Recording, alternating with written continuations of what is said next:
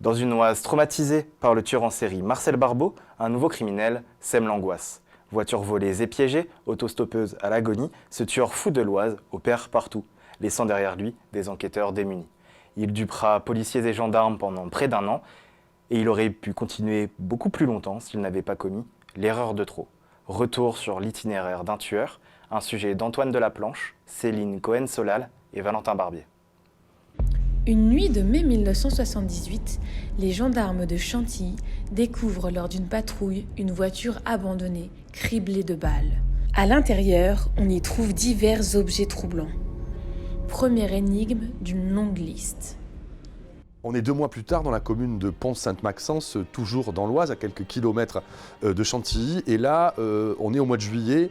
Il y a une jeune fille qui s'appelle Karine, qui a 17 ans, qui se promène dans la rue à la nuit tombée. Et là, il y a quelqu'un qui lui tire dessus sans sommation. Elle reçoit 3 impacts, notamment aux jambes. Elle est grièvement blessée. Un mois plus tard, un nouveau rebondissement. Le commissariat de Creil, dans l'Oise, reçoit une lettre anonyme. Et pas n'importe quelle lettre anonyme. Je suis un tueur et en tant que tel, je vais tuer. À la lecture de cette lettre, l'inspecteur Neveu est frappé par quelque chose.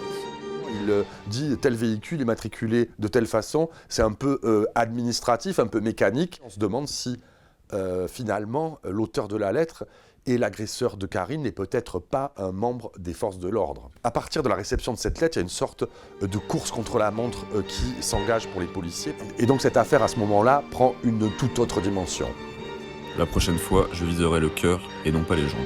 Et ce qui devait arriver arriva donc au mois de décembre, au début du mois de décembre 1978.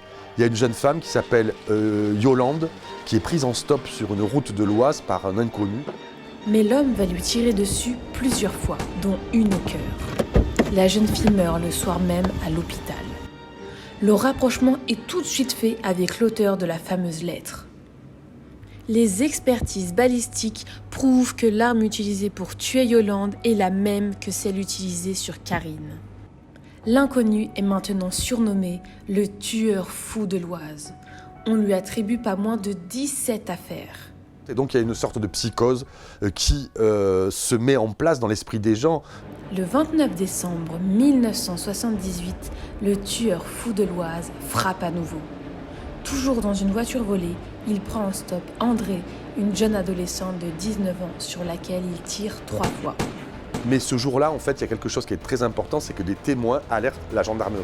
Et donc les gendarmes mettent tous leurs effectifs pour retrouver cet homme. Et donc c'est une chasse à l'homme qui s'engage. On est vraiment dans un scénario à l'américaine avec toutes les polices du coin qui sont mobilisées pour trouver ce dangereux homme, ce dangereux tueur.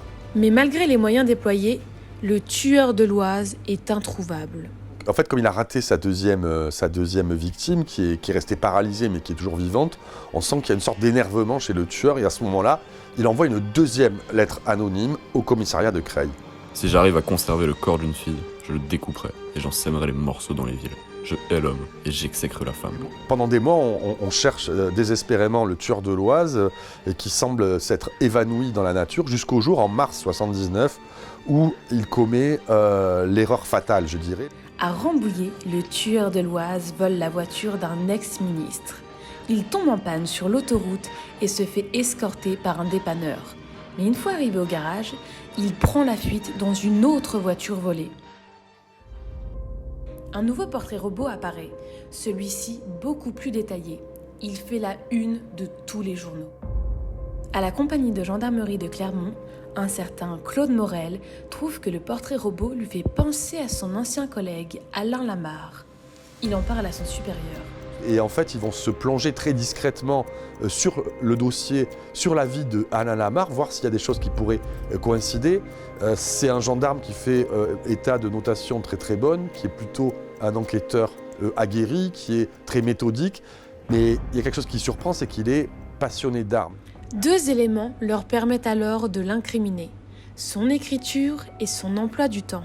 Et donc on sent à ce moment-là que tous les yeux sont braqués sur ce gendarme de l'Oise.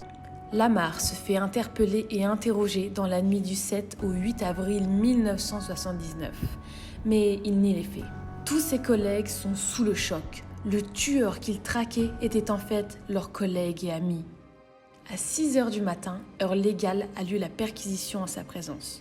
Toujours menotté et juste avant d'entrer chez lui, Lamar s'adresse à son chef droit dans les yeux.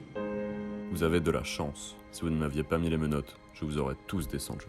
Une fois chez lui, toutes les preuves nécessaires sont là. On retrouve des armes à feu, des documents militaires volés, les résultats de l'autopsie de Yolande. Et surtout, il y a aussi quelque chose qui pourrait faire froid dans le dos, c'est qu'il avait noté dans un cahier d'écolier, la liste de ses futures victimes, parmi lesquelles figuraient certains de ses propres collègues de la gendarmerie. Selon les experts, Alain Lamar est atteint d'éboïdophrénie, une schizophrénie psychopathique. Et on peut se demander, logiquement, même des années plus tard, est-ce qu'il n'a pas manipulé les experts pour éviter la sanction pénale qu'il méritait.